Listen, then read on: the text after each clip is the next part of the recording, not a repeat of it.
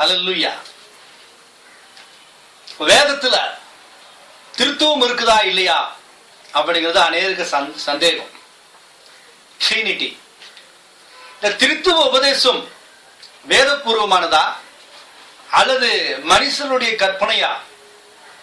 உண்மையிலேயே வேதத்துல திருத்துவம் இருக்கிறதா அப்படின்னு ஒரு சின்ன ஒரு 10 நிமிஷம் பார்ப்போம். தொடர்ந்து அது ஒரு பெரிய சப்ஜெக்ட், ஒரு 3 மணி நேரம் 4 மணி நேரம் தொடர்ந்து பார்க்கலாம். ஒரு இன்ட்ரடக்ஷன் பார்ப்போமே. வாசிங்க 1 தீமோத்தேயுவின் புஸ்தகம் 3ஆம் அதிகாரம் 16வது வசனத்தை எடுத்து வாசிங்க. அன்றியும் தேவ பக்திக்குரிய ரகசியமானது யாவரும் ஒப்புக்கொள்கிறபடி மகா மேன்மையுள்ளது. தேவன் மாம்சத்திலே வெளிப்பட்டார். ஆவியிலே நீதியுள்ளவர் என்று விளங்கப்பட்டார். தேவதூதர்களால் காணப்பட்டார். புறஜாதிகளிடத்தில் பிரசங்கிக்கப்பட்டார். உலகத்திலே விசுவாசிக்கப்பட்டார். மகிமையிலே ஏறெடுத்துக் கொள்ளப்பட்டார். பாத்தீங்களா? தேவன் மாம்சத்துல வெளிப்பட்டார். பூமியில ரத்தம் இருந்துச்சு, ஆனா பரிசுத்தம் இல்லை.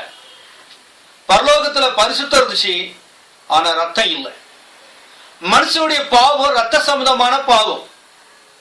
மனு பாவம் ரத்தத்தினால உருவாச்சு. அந்த ரத்த பாவமா இருக்கிறதுனால தாயின் கற்பத்திலேயே ஒரு பாவியா பிறக்கிறான். இந்த பாவியா பிறக்கிற ஒரு மனுஷனுக்கு ஒரு ரெக்கவரி தேவை, ஒரு நிவாரணம் தேவை, ஒரு பாவ நிவாரணம் தேவை. இந்த பாவ நிவாரணத்துக்கு தேவன் ஒரு காரியத்தை வச்சிருந்தார். பழைய ஏற்பாட்டின் காலத்துல ஒரு பதிலீடாக ஒரு ஆட்டை பலி கொடுக்க சொன்னார்.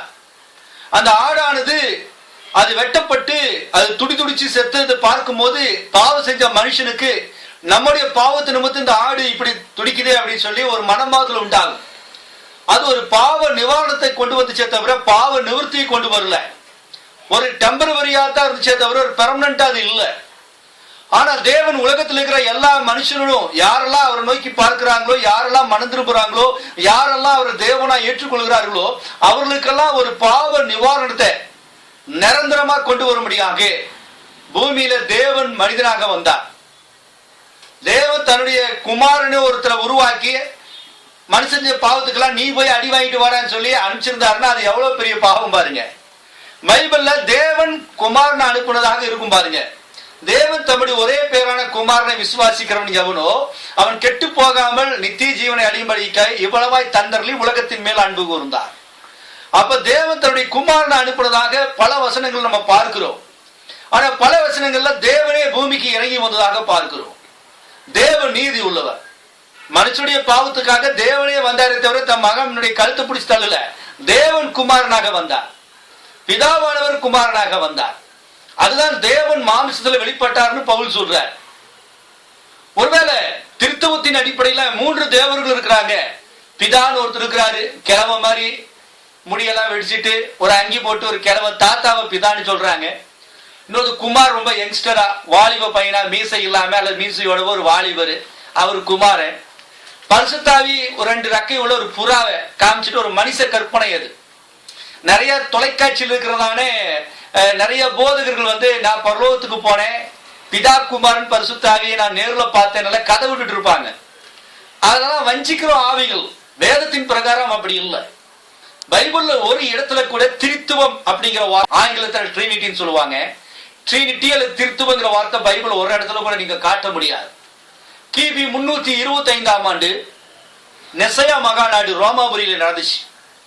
ஆதி அப்போஸ்தலர் காலத்துல 1ஆம் நூற்றாண்டிலிருந்து 3ஆம் நூற்றாண்டு வரைக்குமாக எந்த ஒரு சீஷனும் அல்லது ஆதி கிறிஸ்தவர்கள், ஆதி பெந்தகோஸ்தே கிறிஸ்தவர்கள் ஒருத்தர் கூட திருத்துவங்கிற வார்த்தையை பயன்படுத்தி தேவன் 3 பேரா இருக்கிறாங்கன்னு சொல்லி அவங்க எழுதுவோ பேசுவோ செய்யல.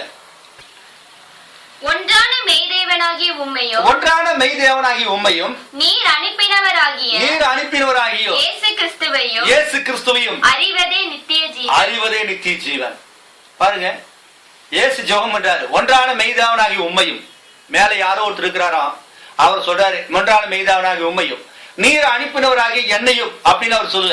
நீர் அனுப்பினவராகிய இயேசு கிறிஸ்துவையும் அறிவதே நித்திய ஜீவன். அப்படின்னா இந்த அறிகிற இடத்துல ஒரு பாயிண்ட் இருக்குது. அந்த மெய்யான தேவனையும் இயேசு கிறிஸ்துவையும் எப்படி அறிவீங்க? அதுக்கு அதே யோவான் நிருபத்துல பதில் கொடுக்கிறார். வாசிங்க 1 யோவான்ல 5ஆம் அதிகாரம் 20வது வசனம் வாசிங்க. அன்றியும் நாம் சத்தியம் உள்ளவரை அறிந்து கொள்வதற்கு தேவனுடைய குமாரன் வந்து நமக்கு புத்தியை தந்திருக்கிறார் என்று அறிவோ அவருடைய குமாரனாகிய இயேசு கிறிஸ்து எனப்பட்ட சத்தியம் உள்ளவருக்குள்ளும் இருக்கிறோம். இவரே மெய்யான தேவனும் நித்திய ஜீவனுமாய் இருக்கிறார். இவரே மெய்யான தேவனும் நித்திய ஜீவனுமாய் இருக்கிறார். யாரு? இயேசு கிறிஸ்து. அவர் ஜெபம் பண்ணாரு, ஒன்றான மெய்தானே உண்மை என்று. அதை எழுதுற அதே யோவான் இங்க எழுதுறாரு, இந்த இயேசு கிறிஸ்து தான் மெய்யான தேவன். 2 மெய்யான தேவன் இருக்க முடியாது இல்லையா? சோ பைபிள்ல அங்க ஒண்ணு இங்க ஒண்ணு சில காரியங்கள் வித்தியாசமாய் காணப்பட்டாலும் அது பைபிள வந்து தேவன் வந்து மனவாட்டிக்கு புரிந்து கொள்ளும் வகையில அவர் விளக்கி இருக்கிறார். மனவாட்டிக்கு இயேசு கிறிஸ்து மனவாளன். சின்ன கான்செப்ட், ஒரு மனித ரீதியா நம்ம பார்ப்போமே. அவரு மனவாளனுக்கு நம்ம மனவாட்டி, கிறிஸ்து நமக்கு மனவாளன். ஒருவேளை இயேசு கிறிஸ்துவுக்கு அப்பான்னு ஒருத்தர் இருந்தாக்க, நம்ம பரலோகத்தில் இருக்கிற எங்கள் பிதாவே உம்முடைய நாமம் பரிசுத்தப்படுவதாக அப்படின்னு ஜெபம் பண்றதுக்கு பதிலா பரலோகத்தில் இருக்கிற எங்கள் மாமனாரே உம்முடைய நாமம் பரிசுத்தப்படுவதாக ஜெபம் பண்ண முடியும். அவர் நமக்கு மாமனார் ஆயிடுறார். ஒருவேளை இயேசு கிறிஸ்துவ நம்ம பிதான்னு சொல்றோம். ரோமர் 9:6 வாசிக்கலாம். அவர் நித்திய பிதா. அப்ப நமக்கு அவர் பிதாவா இருந்தா, அவருக்கு ஒரு அப்பா இருந்தா நமக்கு என்ன ஆகும்? தாத்தாவாயிடுறாரு. சோ திருத்துவ உபதேசம் கத்தோலிக்க சபையினால கிபி 320 அந்த நூற்றாண்டுல நிசையா மகாநாட்டுல கான்ஸ்டன்டைன் சக்கரவர்த்தி மூலமாக திருத்துவ உபதேசம் கொண்டு வரப்பட்டது. இது ஒரு பிசாசின் உபதேசம், இது ஒரு வஞ்சக உபதேசம். இந்த உபதேசத்துல நிறைய சபைகள் கட்டப்பட்டிருக்குது. இன்னைக்கு நம்ம பயப்படுறது வெளியில இருக்கிற வேற ஒரு ஜாதிக்காரனுக்கோ, புறஜாதிக்கோ, ஒரு இந்து மார்க்கத்துக்கோ, RSSக்கோ அல்லது பிஜேபிக்கோ அல்லது வேற கம்யூனிஸ்ட்காரனுக்கோ பயப்பட வேண்டிய அவசியம் கிடையாது. அவங்களுக்கு சத்தியம் தெரியாது. மாமிசத்துலதான் வந்து அவங்க கொலை பண்ணுவாங்க, அடிப்பாங்க. ஆனா இந்த ட்ரினிட்டி டாக்டரின் பாருங்க, அது பாய்சன், ஸ்பிரிச்சுவல் பாய்சன். ஆத்துமாவை கொண்டு போடும். இந்த திருத்துவ உபதேசம் இருந்தீங்கன்னா ஆத்துமாவை கொண்டு போடும். சோ அதுல இருந்து நீங்க வெளியே வந்து கர்த்தராகிய இயேசு கிறிஸ்து நாமத்துல ஞானஸ்நானம் பெற்றுக்கொண்டு சரியான சத்தியத்துக்குள்ள நீங்க வரணும். ட்ரினிட்டி பைபிள்ல இல்ல. பைபிள்ல ஒருவேளை இருக்குதுன்னு சொன்னீங்கன்னா யாரு வேணாலும் நீங்க செய்யலாம், வந்து வாதத்துக்கு வரலாம். நம்ம தொடர்ந்து திருத்துவத்தை குறித்து நம்ம பார்க்க போறோம். பைபிள் எங்கெல்லாம் ப்ளூரல் இருக்குது என்று ஒரு 3 மணி நேர செய்தியை நம்ம ஏறக்குறைய 10 பதிவுகளை நம்ம பார்க்க போறோம். ஓகே, கர்த்தர் நம்மளை ஆசீர்வதிப்பாராக. Praise the Lord.